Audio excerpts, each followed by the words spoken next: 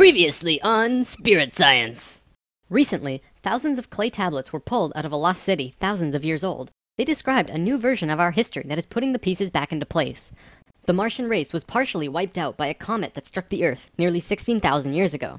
In retaliation, they created another complex that would create a Merkaba in an attempt to take over the world.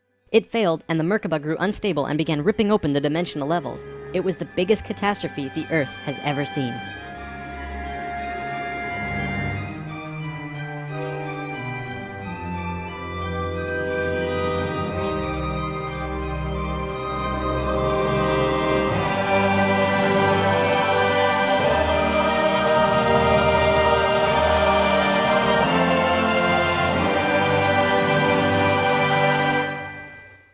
Something I should have mentioned last time. The reason the Nakals were special wasn't just because of their incredibly high consciousness, making them like guides of Atlantis. They also had achieved what today we call immortality. Let's just say they figured out a way to keep their body healthy and young for as long as they chose, and could choose to pass on whenever they desired it. When reincarnating, they do not suffer the great memory loss that we do when we incarnate. They did it through their expanded consciousness and tantric interdimensional sex meditations. This is how Thoth was a priest king of Atlantis for thousands of years and stayed on Earth until 15 years ago when he gave all of his memories and understanding about sacred geometry to a man named Drunvalo Melchizedek. The Merkaba is formed out of 3 star tetrahedrons overlaid on top of each other. 2 of them are counter-rotating and the third is stationary. When the Merkaba is formed with the unity consciousness, it is formed internally with love. When it is formed externally through the Lucifer experiment, it does not have that love and can become unstable very quickly. The Martians' attempt at controlling the world took place on one of the small islands in the west of Atlantis. This place today is known as the Bermuda Triangle. It's a triangle because the top of the stationary tetrahedron of the Merkaba is actually sticking out of the water there, which causes a huge electromagnetic imbalance in that area. Many planes and boats have reported to have gone missing there. They just vanished without a trace. The imbalance is multidimensional, and in many cases these ships and planes have been sucked into different dimensions, never to be seen again. That Merkaba is still there on the seafloor today, but from what I know, it's going to be corrected soon. The Nakals did their best to save Atlantis. They sent most of the lower dimensional beings back, at least as many as they could, and sealed up the dimensional tear. Despite this, the situation got really bad, really fast. All of the economic systems collapsed. Financial, social, and all concepts of how life ought to be completely broke down. Everyone on Atlantis began getting sick with weird diseases, and the entire continent went into a state of survival. Life was no longer about living. It became about surviving until tomorrow. It was a literal hell on Earth. The Nakals had no idea what to do. They were children compared to the events that had been thrust upon them. So they prayed. They prayed to the highest levels of conscious life in the universe, asking for help from anyone who could hear them. The problem was reviewed on many high levels of life, who I am drawing as the Justice League because the 11th and 12th dimensions are completely incomprehensible to us in our current state. What they told us was this: we were going to fall. We were going to hit rock bottom, level 1, the lowest place we possibly could be in the universe and still survive. Also, we were changing polarity. We were no longer a female species, so we were starting from square one as a male species. And finally, and this was the shocker, we would only have 13,000 years to return to Christ consciousness. Normally, it takes hundreds of thousands of years for a species to get to Christ consciousness. We had to do it in a fraction of the time. If we didn't, we would not survive. This has never happened before in the universe, ever. Thoth, who was the priest king of Atlantis at the time, learned that they would have to perform this experiment on themselves. They received instructions from the highest levels of life and they went on their way. Thoth proceeded with a being named Ra and Aragat, who were previous kings of Atlantis, and began the experiment. To understand what they did, we have to talk about consciousness grids. A planetary grid is an etheric crystalline structure that envelops the planet and holds the consciousness of any one species of life. This grid does have an electromagnetic component associated with the 3rd dimension, but it also has a component for every dimension as well. These grids are geometric, of course, and science will eventually discover that there is a grid for every species in the world. Each of these grids have their own geometry and are unique. There's not another one like it, just as the species itself are unique. These grids give off light as well, and from space they can be seen as the source of the bluish glow around the Earth. What Thoth and friends had to do was create a synthetic Christ consciousness grid, allowing humans to ascend to Christ consciousness in a very short time. But first, let's talk about the science behind the grid. Perhaps you've heard of the 100th monkey experiment. Over a span of 30 years, scientists were researching a species of monkey called Macaca fuscata on an island in Japan. They were providing the monkeys with sweet potatoes by dropping them in the sand.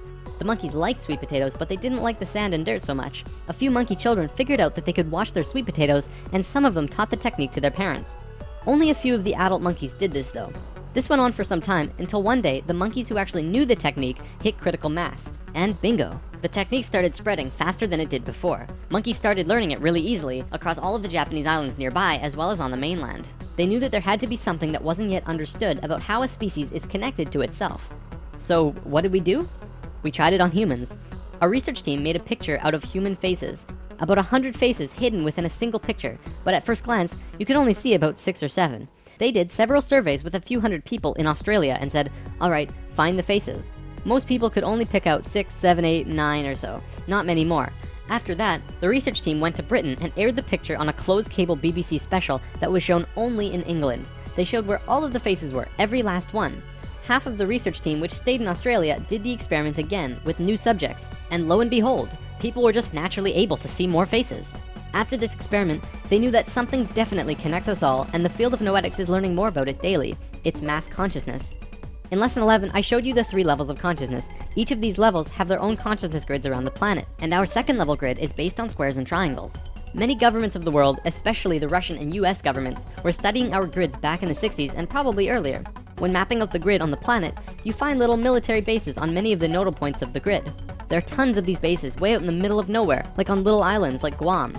This couldn't be a coincidence that these government powers placed their bases right where the little spirals came out of the grid. They were trying to take control of the grid, because if you control consciousness, you control what we think and feel. Of course, there was another organization that had its hand in both of these governments, and still do, and we will discuss them soon enough. This grid is visible through astral projection as well. 13,000 years ago, it began. Thoth, Ra, and Aragat were to create a global complex that was able to build a synthetic Christ consciousness grid over a 13,000 year time period. The first thing they did was to fly to a place which is now called the Giza Plateau, but back then it was known as the land of Chem. It was also a rainforest back then as well, not desert like it is today. First, they created a grid around the planet 4th dimensionally, and then began to construct it in the physical 3rd dimension. They went to the male energetic axis of the Earth and constructed a complex which today is called the Solar Cross. These men were 6th dimensional beings at that time and were living at a very high level of consciousness, so whatever they thought happened instantly. It was that simple. According to Thoth, he built the Great Pyramid, not the Egyptian king Cheops. Thoth says that it was built 200 years prior to the pole shift and built very quickly. These pyramids were aligned precisely with both Fibonacci and golden mean spirals emanating from out of the solar cross. Interestingly enough, Edgar Cayce also channeled that the pyramids were constructed in this time. The pyramids were also found to be built from the top down. The stones on top were placed first, which has baffled researchers ever since. Every time more is learned about the pyramids, we move further into dark on understanding how they were formed. If what Thoth says is true, well, that explains everything. From there, Thoth and friends constructed an entire network of temples and structures along this grid 4th dimensionally, placing them on nodes on the new synthetic Christ consciousness grid they were creating. All of them were made with Fibonacci or golden mean spirals, and all of them were mathematically referred back to the solar cross in Egypt through the Great Pyramid. The creation of all of the sacred sites on the planet were no accident. It was a single consciousness that created them all, from Machu Picchu to Stonehenge to Zaghuan, you name it. There are a few exceptions, but most were created by a single awareness as part of a unity consciousness grid. Although the Great Pyramid was done all at once, many of these ancient structures of the world were made 4th dimensionally and slowly dropped in frequency until they manifested on the 3rd dimension over a long period of time.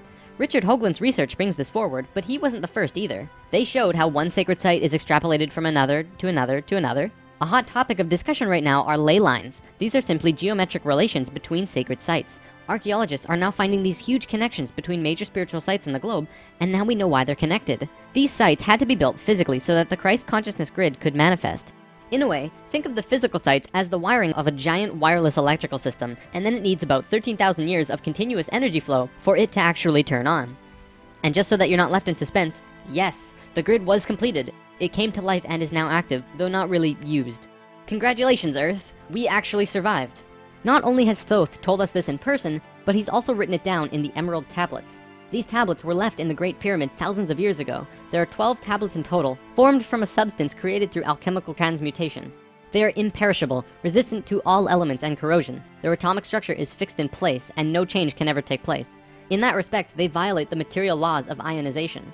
These tablets share a great wisdom, and you can read them at over 100 different levels of consciousness, and you will always understand them differently. If you're interested in this stuff, you should definitely consider reading them. As you can probably tell, Thoth plays a pretty large role in what happened. Most of this information comes from him. Thoth also provided most of this information about the flower of life and its geometric relationship to consciousness with us. And this stuff is tied intimately to the geometry of the universe. Considering the quality and quantity of information that he has shared, it makes you really start considering that this next part can be true. The Great Pyramid has a legendary missing capstone. According to the Emerald Tablets, deep under the Great Pyramid there's a room called the Hall of Records. This room was not built by Thoth and long predates the Atlantean civilization. Within the Hall of Records is the capstone of the pyramid, which is 5.5 inches high, solid gold, and completely holographic image of the Great Pyramid. It has all of the little rooms and everything. However, this leaves us with a 24 square foot piece of the Great Pyramid that's missing. If what Thoth says is true, that missing piece actually belongs to a very special airship that exists on Earth. And the way to the airship is through the Sphinx. The Sphinx, according to Thoth, is not 12,000 years old, but dates back over 5.5 million years on Earth. Deep under the Sphinx, about 1 mile down, is a round room with a flat floor and flat ceiling. Inside this room is the oldest synthetic object on Earth. The object is about 2 city blocks in size. It's round like a disc and has a flat bottom and top. It is also only about 3 atoms thick, except for a pattern on the top and bottom which looks like this. This pattern is 5 atoms thick. Thoth says that it's powered by consciousness, thoughts, and feelings, and connects with your own living Merkaba, which means that it becomes an extension of you and your own energy fields. The ship is also intimately connected with the spirit of the Earth, and is the protector for the whole planet. Thoth built the pyramid the way he did to fit with the ship. When on top of the Great Pyramid, it creates this image from above. The disc ship has a circumference equal to the perimeter of the Great Pyramid. As we discussed in Lesson 11, whenever that ratio appears, life occurs. This ship can only be used by the purest of souls. See, whenever we approach the point in the precession of the equinox where our poles do these shifts, we become very vulnerable. Things often degenerate, and while things become chaotic, there are often other species who wish to take us over. This has always happened, not just with us, but with all evolving consciousness. Every time a takeover seems imminent, a very pure person will find their way to the ship and raise it into the air. The Earth and Sun will connect with that person and give him or her great power. Then, whatever that person thinks and feels will happen.